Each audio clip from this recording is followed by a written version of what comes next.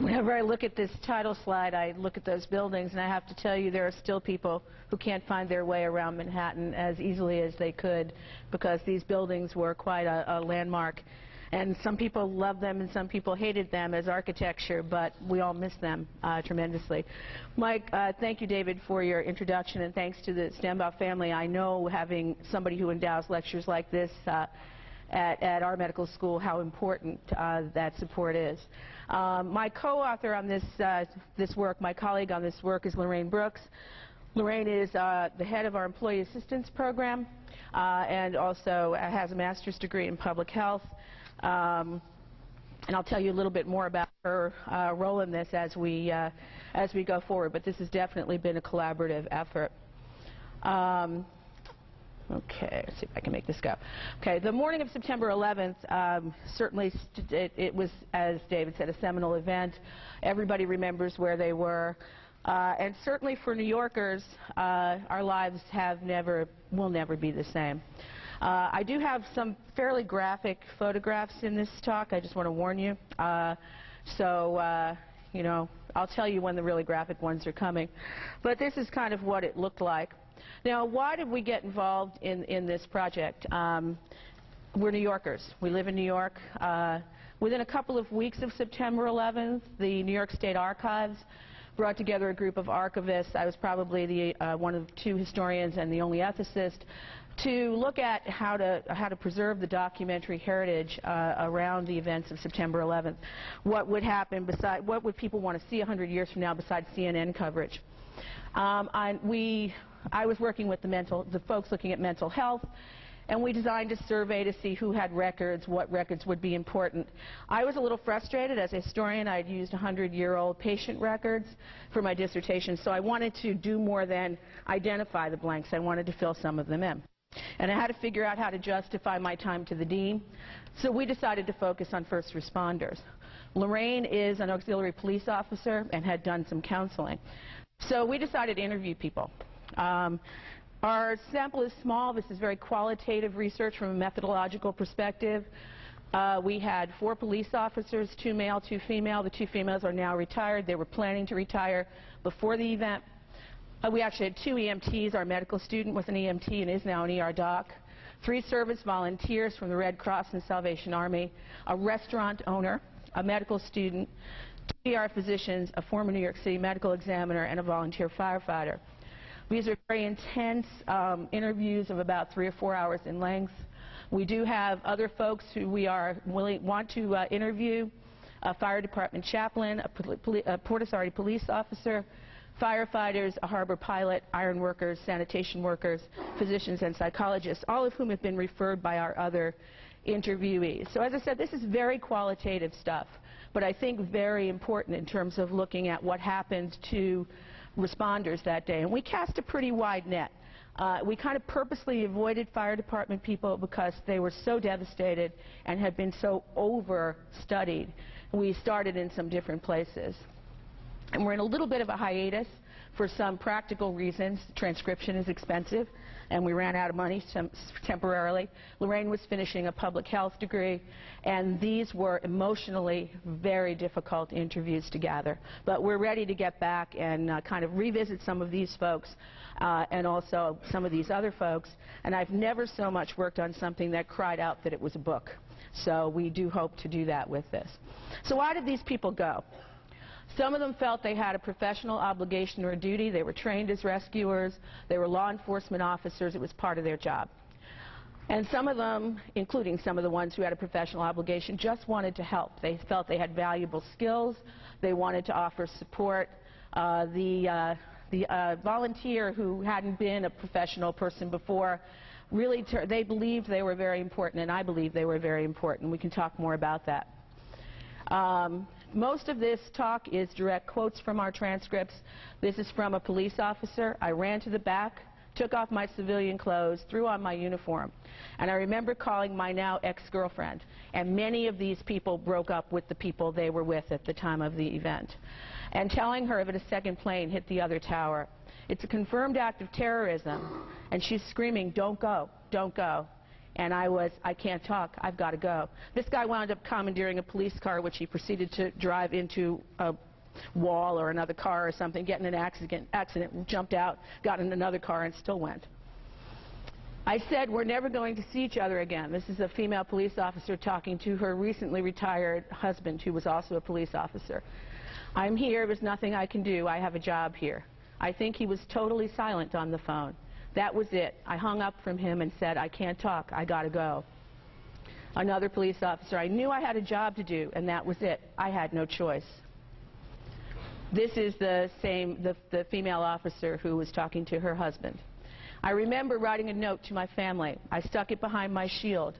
I put it in between the pin because I felt that if something happened, if anything survives, usually the shield is a piece of metal. And she laughed. I stuck a note in that. I just felt that I wanted to say so much to everybody that just in case, I said what I had to say. My husband is the kind of person that he doesn't get so emotional. He never did. I've never seen him emotional for anything negative. You try to ask him something when you're really down in the dumps and he'll make it seem like it's okay. And when I called him the second time, he was crying. And these people all believed they were going to die. I mean, that was a pretty universal thing, but they went anyway. I said, we're never going to see each other again. I'm here, there's nothing I can do, I have a job here. I think he was totally silent on the phone. That was it. I hung up and said, I can't talk, I gotta go. I knew I had a job to do, that was it. I had no choice. I went backwards, didn't I? Sorry about that, guys. I was going to say we repeated that quote. No, I pushed the wrong button. And I was frightened, but I had to show up. I had to do my best to get there. Oh, I knew immediately I had to go into work. I knew I had to go in. I just knew that's what I needed to do. These were not people who were on duty. These were people who just knew that they had to go. This is a volunteer. You know, I wasn't ready to deal with the idea of 50,000 casualties. I was like, no, we've got to go get them out. And these are the spontaneous converging volunteers, people who just said, I got to go down there and help to do something. Emotional reasons. I was just motivated because I was all pissed off about this whole thing. Part of it was that I immediately wanted to do something. You know, it wasn't like with the tsunami that was so far away. This was here, this was where I lived. It affected me. It just seemed like, you know, you have to do something. You have to do something. This is our restaurant owner, and some people would say, why is a restaurant owner a first responder? Somebody had to feed these people who were down there trying to help. And this particular restaurant owner was down there the night of September 11th. Don't ask me how he got there. He owns 3 restaurants south of 14th Street. They cooked everything in all of those restaurants and put it on hand trucks and brought it down, including sushi. So you can imagine being on top of a pile of burning rubble and being offered a steak and sushi. But this is a very, very good restaurant, so it's hard to describe what makes you want to go. But initially, I think I just went as a human being, absolutely astonished and bewildered and confused as to what happened, and knowing that there were people in need, knowing that sitting at home and watching it on TV was doing absolutely nothing for me. And it was also, in a sense, an attack on me and my friends and my way of life as I see it. He also made sure to open his restaurant so that the people who usually hung out there could come and hang out there. So the cordon bleu trained chef who cooked 2,000 eggs one night and brought them down there. So what happens when you have a disaster? The police and the firefighters will tell you that you anticipate tasks and you go into a certain response. You rescue, you think about rescue, fire control, facilitating access, establishing perimeters, attending to the victims, and evacuating the building. So everybody went with this mindset. But this all got blown out of the water when they went down there, so to speak, because there was just no way that they could do what they had been trained to do. And they did their best, but it wasn't easy. I'm thinking to myself, this is going to be just like every other level 4 I've been to. There'll be pandemonium, there'll be mass confusion, but we'll set up a perimeter, we'll set up detours, we're going to start getting the flow of equipment in and the injured out. We're going to take control of the situation and expand our ability to control the situation as it develops. Whoops, I keep hitting the wrong button. See that? There you go. What you do is you muster up as quickly as possible to command post. Problem was the command post was in the World Trade Center, so the command post was gone. And so it was really hard if you think about, you know, the people who didn't survive and trying to identify them. And one of the problems with the volunteers was that many of them were not official. Even knowing who was down there was a problem. So the command post was gone. The command post will now give you your marching orders, but being the totality of the text, we never got that far.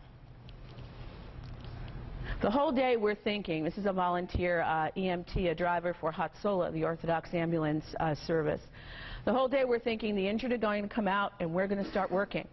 And in your mind, you're thinking that what you have to do with a burn victim or a crushing victim. In our mind, we're preparing what we have to do, and you're right. It never happened. It just never happened.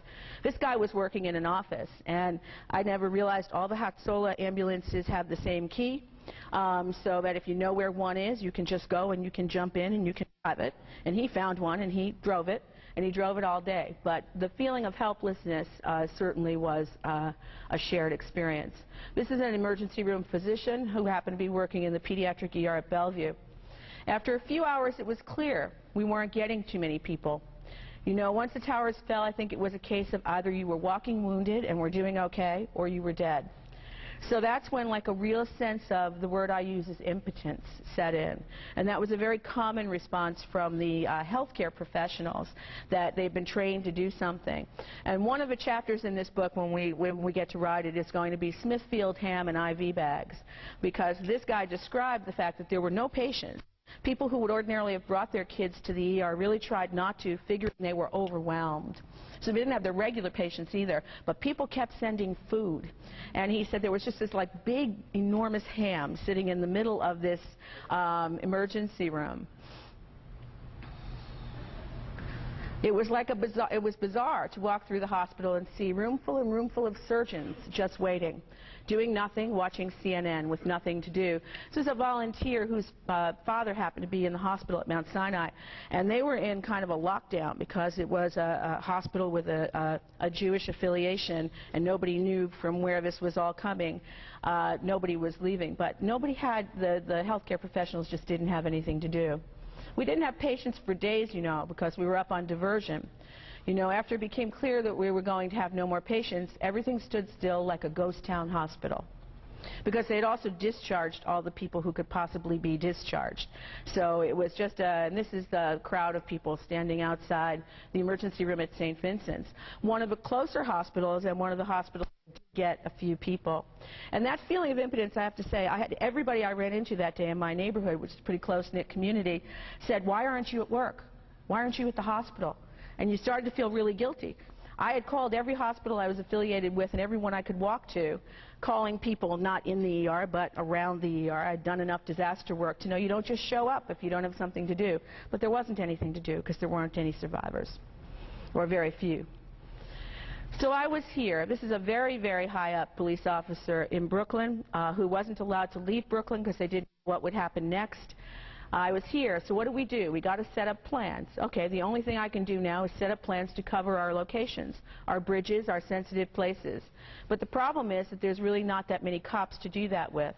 So it was almost like an exercise, because all the cops, most of our resources, were in Manhattan. So he went as close as he could, and there happens to be a hospital right there, and went and visited firefighters and police officers. There was an injured police officer whose partner was actually killed, who was being discharged from the hospital, and he said, "Let me see," the high-up officer says, "Let me see if I can find a car for you." He said, "Chief, I don't think I can drive." He said, "No, I'm not sending you back to work. I'm sending you home." And he talked about how the usual things we did for a police officer or a firefighter who was injured. I mean, I can always tell when a cop's been shot because I can see it. You see the caravan of black SUVs, and you know the mayor's on his way to the hospital with a bunch of high-up police people. They didn't have the resources to do that, so everybody was trying to figure out what to do and how to take care of their own, their injured. And this guy just wanted to go back and try and find his partner, of course. The sights and the sounds, and this, I do have one fairly traumatic picture here, but it was a very common theme in what we heard from the people who were down there. This is somebody falling from one of the towers. He just obliterated. He rained down upon the pavement, and there was nothing left of him. There was nothing left of him. I saw them in front of me. It's sick, but the whole human body explodes. Literally, they land and they explode. This is a police officer and a volunteer EMT. This is the EMT again, the police officer again. They just started falling one after another, sometimes in tandem. And I couldn't believe what I was looking at. How bad must it be in that building that they're choosing this? If you saw that documentary on TV, you hear thumping in the background constantly. That was people landing. That was people hitting the ground. I came upon a lady's hand, and I didn't know what the rest of her was, you know. And I was like, oh my God, it's a beautiful hand. I still remember looking at it. I just picked it up and I held it. This guy was a firefighter from Rockland County, I believe, who came down as part of a formal response, but then stayed for about 30 days until he was too sick to continue working. And I'm going to talk more about him later. We started making our way northbound on West. We got 15, 20 feet, and I saw the trunk of a human being laying in the street. And that's the first time I remember looking at it and saying, what the fuck is that? And then there's a head, and there's an arm, and there are body parts as we're walking. And there's landing gear from one of the planes. And I said, oh my God, this is much worse than I thought it would be.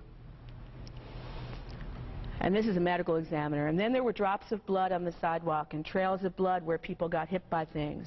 The things that we were seeing with the remains were just unbelievable.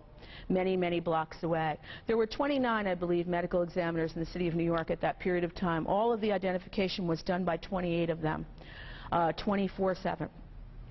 Most of them have left. They went to work in different places. And this guy put together one of the most professional presentations for a pathology teaching session that I went to with Lorraine. And I'm a clinician, you know, I can eat my lunch through anything, and I got to tell you that I had to stop. It was just, and he made no effort to sensationalize it. He really made an effort to do the opposite. But the impact on this group of people who had to do this was pretty staggering.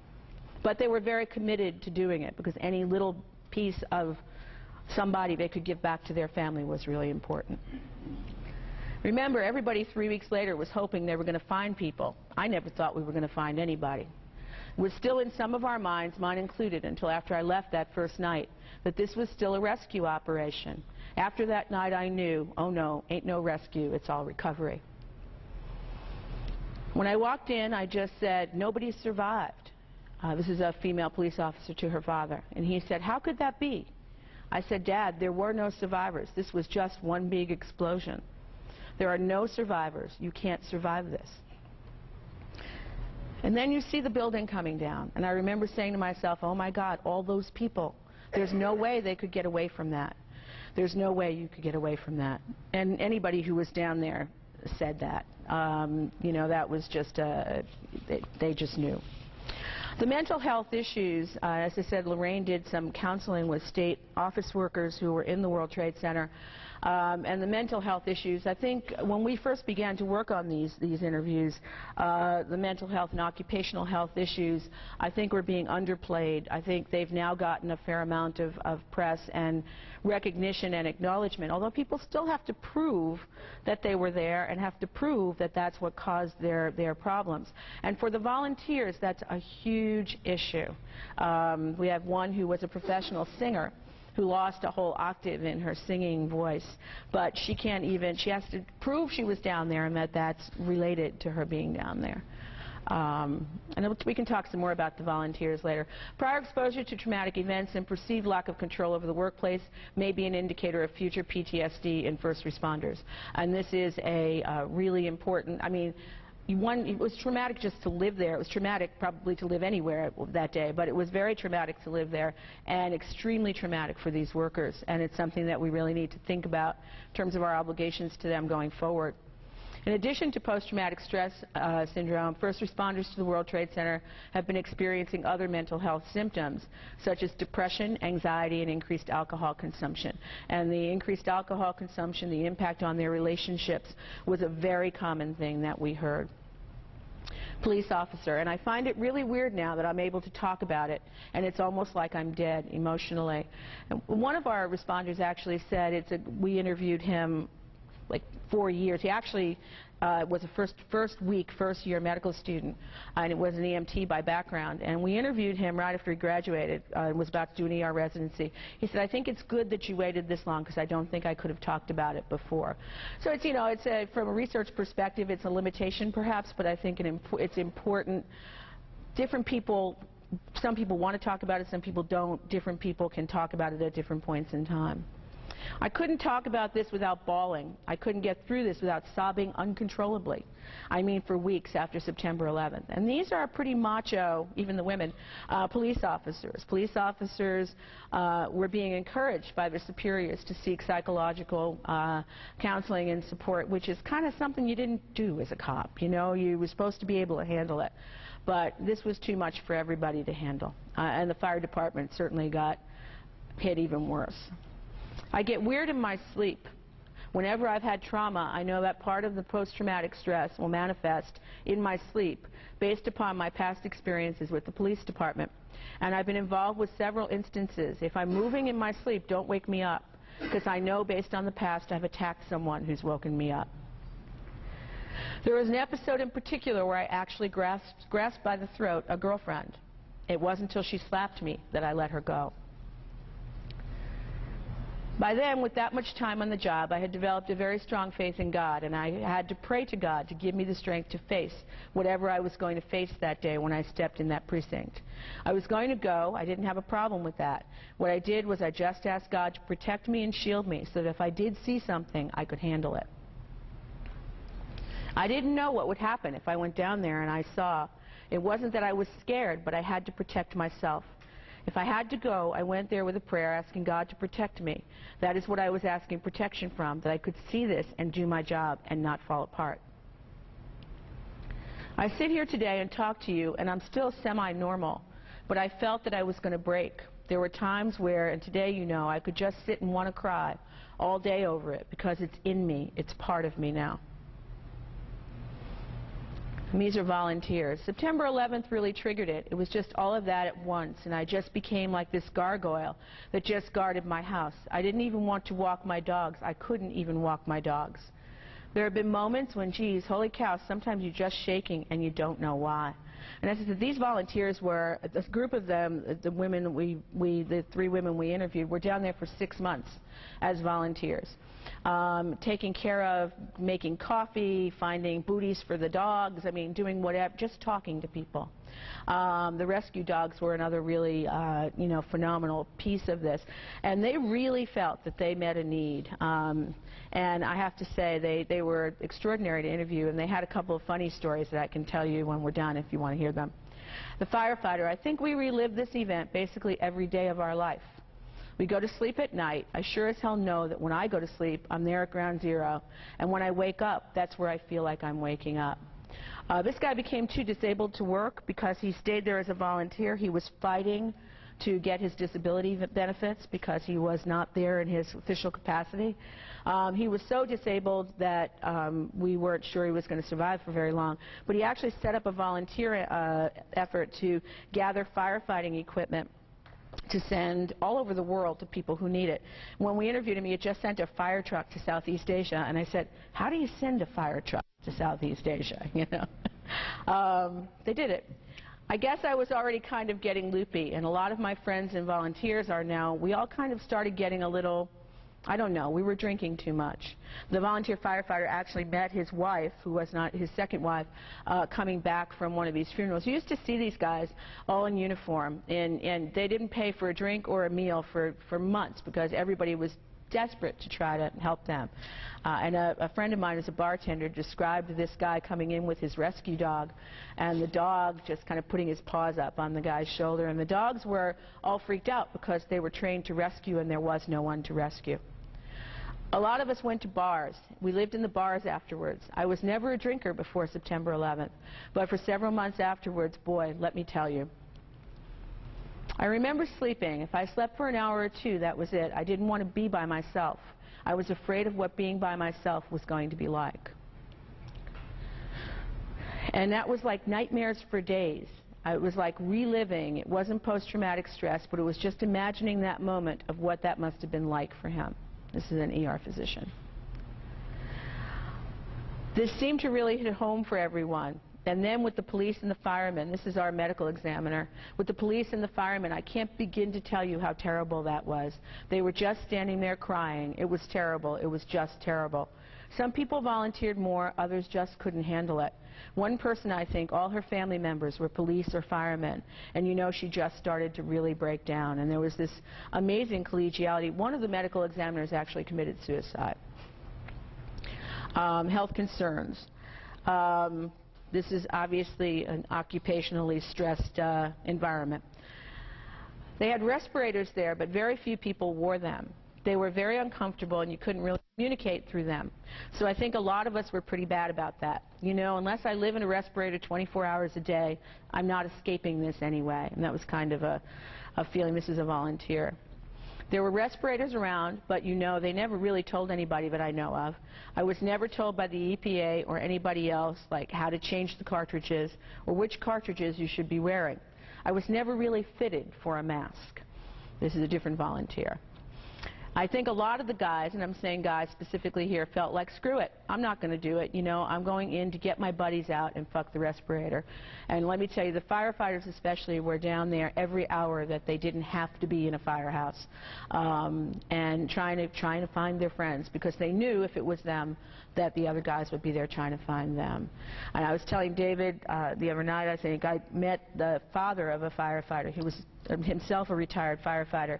There were 3 fathers who were retired firefighters with sons who were firefighters, who went down there every day looking for their sons, digging together. And the one who's been very public about his story, Lee Ielpe, a Vietnam vet, a very strong guy, and he started to cry. He brought us up to this room where that was reserved only for families, where people had left mementos. They found his son. But they didn't. He went still back every day with the other 2 guys looking for their sons who were never found. Here I am in a paper mask, and here's this guy in a respirator, and I was like, what do you guys know that I don't know? He was like, it's precautionary, and I was like, why aren't we being precautionary? This is our firefighter. But he also knew at that point that he was already sick and it wouldn't help him. Well, the Red Cross did, okay, everybody wear a mask. Yeah, okay, might as well have worn a Halloween mask for as much protection as they got. I was forced to finish my service down there. I literally just couldn't breathe anymore. You know, there was just a plethora of hard hats going around. Hard hats just appeared from everywhere. They came from all kinds of sources. But I found, since I'm smaller, that a lot of the stuff never fit me. Well, the Red Cross did, okay, I went back again, I'm sorry. Here you go. Yeah, did I do this one already? No. We had a paper mask the first week. Then we went to the respirators, and the problem was they didn't have the proper cartridges or filters. It took about 2.5 weeks to get them up to spec, and that was already, we took a hit. You know, we already were done at that point. Would they do it again? And I have to tell you, after listening to some of these stories, I was like, wow, I wonder what these guys will say if we say, would you do it again? If someone asked me if they should become a cop, I'd tell them it's the best job in the world. This was one of the female officers who had just retired. Her husband retired. She was assistant to a pretty high-powered person, so she was driving all over the place. I was sure that she was, you know, she was glad to not be there anymore, and she said, she had one son. She said if he wanted to be a cop, I'd tell him it was the best job in the world. Businessmen, they don't understand what happened. People who were there, they understand. Other people are like, come on, get on with your life. Stop it. Move on. What's the matter? Move on. Do you understand what that means, move on? There's no moving on from this. And I think that's a tension in the country in general. We all need to move on. We all want to move on. For New Yorkers, I don't think there's still, this many years later, a day that goes by without the event coming up in some context. Before September 11th, we did this. We changed this after September 11th. And certainly the fiasco last week with the low-flying plane over the Statue of Liberty brought it out very clearly, because there was panic in Lower Manhattan. And I mean, there are other issues about, you know, the expense and the fact that they now won't release the pictures. But I think that this is something that for these people stayed with them forever. Some, like the medical examiners, kind of fled and went to be a medical examiner in Vermont or New Jersey. But it is something that just stayed with them. And then we heard this cop on the radio, 13th floor, I can't breathe, or it's hot, or something like that. And she was struggling on the radio. It turns out that that was Moira Smith, the one female police officer who was killed. And we heard that on the radio. We watched it on TV, and we just looked. We just heard a cop die. They actually heard this last words of this officer on the police radio.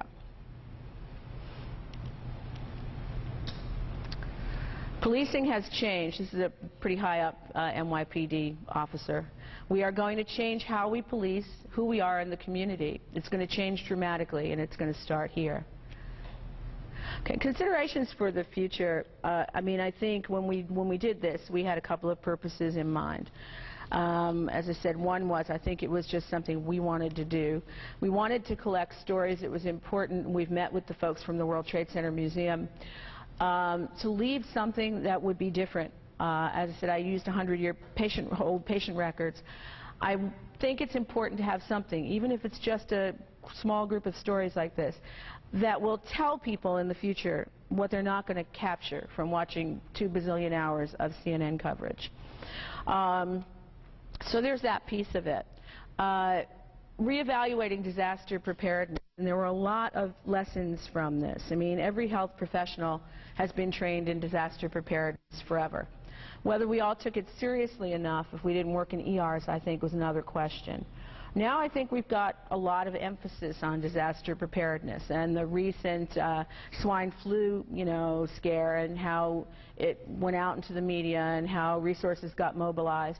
The concerns of some people that we've shifted too much of our public health resources into disaster preparedness and away from basic public health infrastructure, I think, is also an issue. And I think the work that's been done is really important. For myself, I joined the Medical Reserve Corps in New York City because I did have that sense of not having a specific place to go on the morning of September 11th. And interestingly enough, the one call for people from the Medical Reserve Corps during the swine flu stuff in the last couple of weeks was for physicians to answer a hotline from worried patients and physicians who didn't know what to tell their patients. But one of the things with disaster preparedness, we all have these triage plans now and all of this stuff, is I think we have, physicians and nurses have a professional obligation to respond in a disaster. And of course we don't know what the disaster will be, and September 11th is an example of something that we really couldn't have predicted. And certainly wouldn't have wanted to predict. But most of our disaster plans also rely, I mean, we can talk about the ethical obligations of physicians and nurses to respond. But our plans all hinge on people like the cafeteria workers and the laundry workers and the cleaners who have no obligation to respond professionally and who we treat not very well most of the time. And I think that one of the lessons and one of the things we can do as we think about disaster preparedness when we're not in the middle of a disaster is to try to bring those folks into the team and empower them and help them to know that they are important and that we really do need them to be involved. So we need to take this seriously. We've also got a group in New York now called Protect New York. I'm on the executive committee, which is a very, very, very interdisciplinary group. Not interdisciplinary in the way we think about it in healthcare, where we get doctors and nurses and social workers and physical therapists and whatever. This is architects, engineers, security people, health people. A really fascinating group of people. It started out to be from all the SUNY campuses. It's now broadened, but New York-based, to really think about disaster preparedness as a big picture. We need to take it seriously. We need to look at interprofessional collaboration. One of the examples in New York was that the police and the firefighters weren't necessarily talking to each other, and communicating in a way that would have made a cohesive response. So they've looked at that. The resources, and as I said, I think there's been a debate within public health about whether we've not added resources but shifted resources away from the public health infrastructure. Certainly, if New York has one of the better, I think, public health infrastructures, as challenged as it is, when you look at what happened in Louisiana, with Katrina, we know that there was a much less of a public health infrastructure and that it resulted in much more in terms of casualty. The role of the civilian volunteer, I think, is really important. They happen to all be women who we interviewed. First of all, they had some funny stories. This woman told the story of she just was going to be a Salvation Army volunteer, and she trooped herself down to 14th Street. She's a theater person. She does bungee cords, and she sings, and she writes songs. But so she goes down there, and they said, no, they had enough volunteers. But somehow she managed to get herself a badge, and she was assigned to directing a driver with a truck down to the site. This was like the next day. And she said she was born in New York. She knew her way around, but nothing looked the same, right? And she was on West Street, where there were all these people cheering for the volunteers.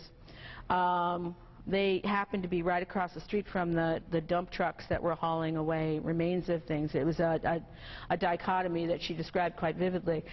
And she said they're driving down and something's clanking and banging around in the back of the truck, and she said to the guy, what is that? And he said, oh, it's gas canisters. She said, stop this truck. And so she said, if I die because the building falls on me, that's one thing. But this truck is not blowing up. And she goes back there with her theater experience, and she starts bungee cording all the things, you know. And then she said, so people were running up to the truck. We've got socks. We've got gloves. What do you need? We've got pantyhose.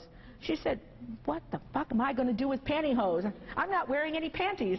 You know, I mean, she told us this funny story. I mean, and people could laugh. The bonds that were formed between the professionals and the volunteers and the people who were down there really came across in a very extraordinary way. But the civilian volunteer, the Medical Reserve Corps, is part of a group of volunteer groups in New York City. The Medical Reserve Corps is actually national. And it includes things like members of community boards. I mean, they mobilize citizens as well. And I thought, well, this is really good because these people are really important. And then I went to an event where we were handing out T-shirts for Disaster Preparedness Awareness Month or something. And I'm down there, you know, as a professional, but, you know, I'm just down there handing out T-shirts. That was my job that day. And there was the bossiest woman. I mean, you give people just a tiny bit of authority, and she was insisting that I give these brochures in every language to everybody. And I said, well, clearly not everybody's going to read all these languages, and we should find out which one they need, you know. Give this one in Chinese. I said, it's Korean.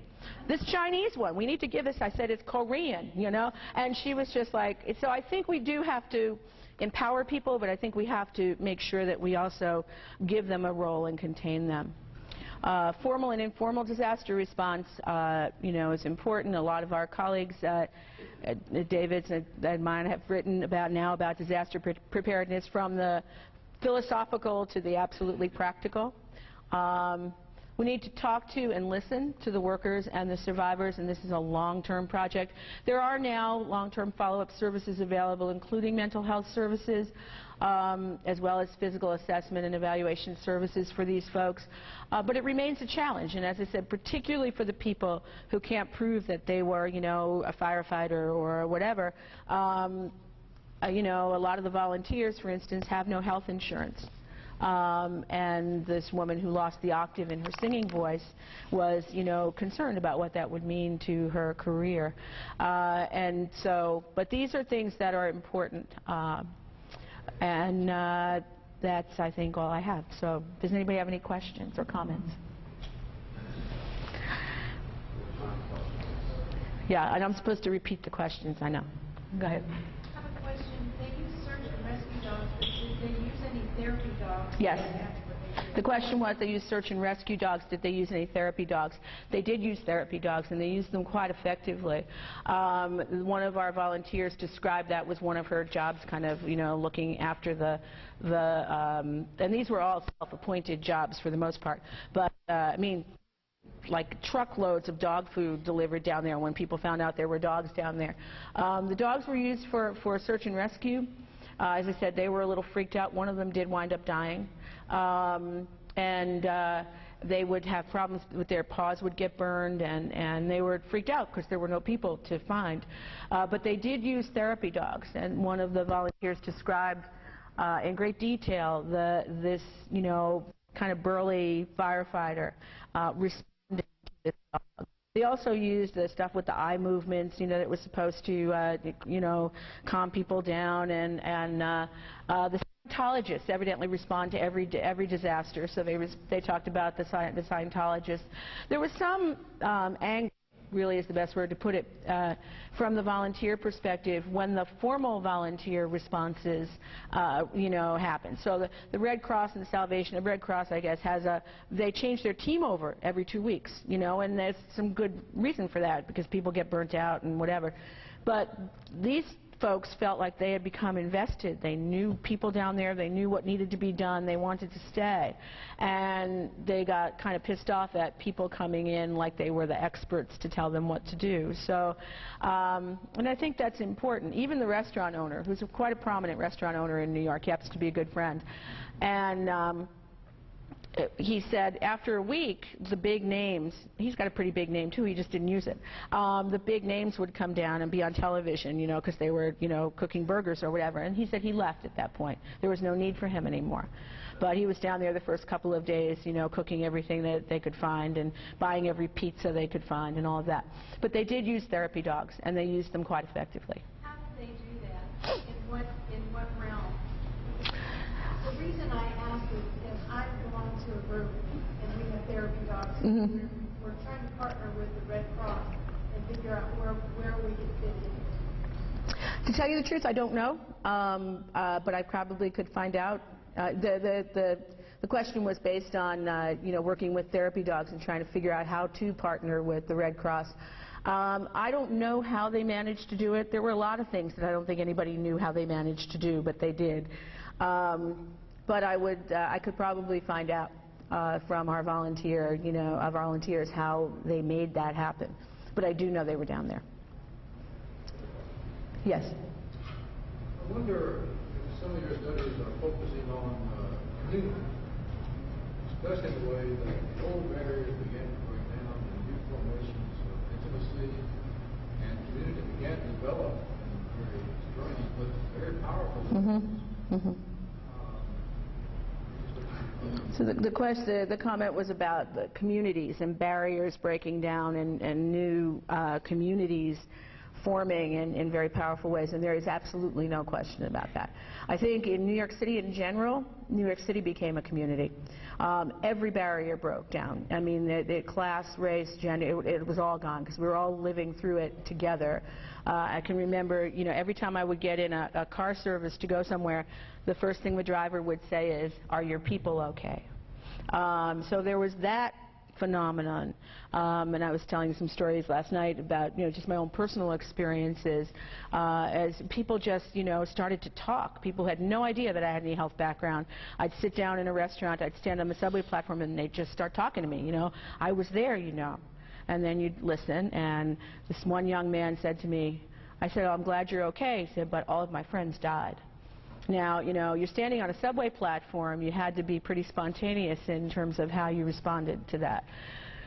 And down at Ground Zero, the folks who were down there described that quite vividly. Their relationships with each other, their relationships with other workers, whether it was the volunteers and the professionals. I think some of the groups that really need and we do hope to interview a couple of these folks to get some insight.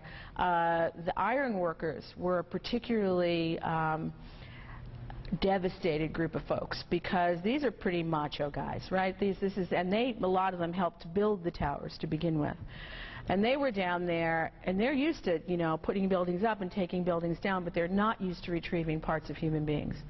And there's one guy who lives in my neighborhood who had some issues before, but boy, does he have issues now. And I mean, there was an enormous impact on them. And again, many of them just volunteered, because they could drive a truck, they went down there. So there were definitely communities. These communities of volunteers, it's a very strong group, that really bonded together. And several of the ones we interviewed, there's actually at least one more who didn't appear in that list. Several of the people we interviewed wound up turning it into a job in the end. Either writing grants for families or doing something, related to the work that they did down there.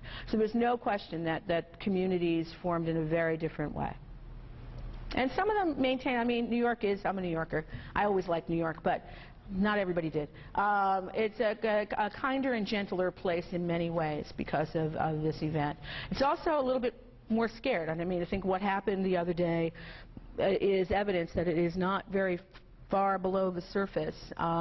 People went about doing what they needed to do and did it pretty quickly. There are some people who simply couldn't afford to stay home from work and had no other way to get there but to get on the subway. But you could see it in their face.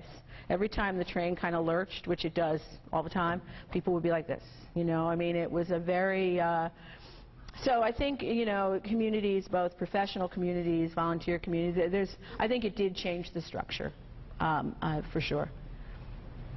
Other questions? How would you compare or contrast these oral histories with other primary documentary evidence from other eras? We have lots of evidence from interviews and diaries about why the Civil War soldier went to fight in the first place, and why he stayed or didn't stay when he got there. What you're showing us is primary evidence from our era. Do you see similarities with other eras? So the question is about the primary evidence, and is it similar to other eras? I think the simple answer to that is yes. I think one of the more troubling concerns is that going forward we don't have a lot of primary evidence of anything because everybody checks messages and emails and it all goes away. And what that means to historical documentation, I think, is problematic. You know, these are powerful stories. I actually thought you were going to ask a different story. Right after we were working on this and when we started working on this and we're trying to get money for it, and we did get some from the dean. Thank you very much. I have to acknowledge the dean. And we were trying to get some other funding from Greenwall, and as David knows, Greenwall gets lots and lots and lots of grant applications from bioethics folks because they're one of our biggest funders. And Bill Stubing really, really wanted to fund this, but in the end, you know, they just didn't have enough money that year. But one of the things that he asked me to defend was right around that time, there were transcripts released from interviews with firefighters, and they were billed as oral histories. And we're like, oh great, you know, we're going to do this anyway, but you know, there goes our chance to make, you know, some impact. And when we looked at them, I have piles of them in my office. They were done. For what they are, they're very useful. But I think the point is that different kinds of stories are always useful. As my good friend Jim Jones, the historian who wrote about the Tuskegee syphilis study, says, he did oral histories of the men who were the subjects in the Tuskegee syphilis study. He said, every story is a story worth telling. The firefighter interviews were about 15 minutes in length. They were done by somebody within the fire department within a week of the event. So they're very important. But just as these have limitations, they have their limitations. So I think they're, you know, they're valuable stories. Whenever we've presented them, people have seemed moved by them. I think they personalize the conflicts and the thoughts and the whatever of the emotions of these people who were down there, who found a way to try to help. So I hope that they are useful in that same way. David? One question I have is, people tended to talk about how they had to be there. There was a motivation to go. And that there was no remorse about taking part. But one question I have is, was there anything that they regretted in the way things went, either in terms of the global orchestration of the rescue or their own individual departments? Whereas if I could have done this different, it would have been yes. So the question is about people who say, you know, they felt they had to be there. Was there any regret either in there? I think there was a lot of concern about the global aspect of the rescue, from which I hope we're learning. I mean, I think the way the fire department and the police department interfaced hopefully will change for the better. There were, you know, some people made decisions. There was one police sergeant, I believe, who we did not yet interview, but who got all kinds of grief from his little group of cops he was responsible for because he wouldn't let them go into the building. And it was right before the building collapsed. Had they gone in, they would have been killed. And he just had a sense, you know, your compelling desire to help has to be balanced with not putting yourself in sure danger. So I think there were those kinds of regrets. That certainly the way the volunteer effort was handled, I think from the volunteers' perspective, at least the couple, and again, this is all very subjective and qualitative, but very personal.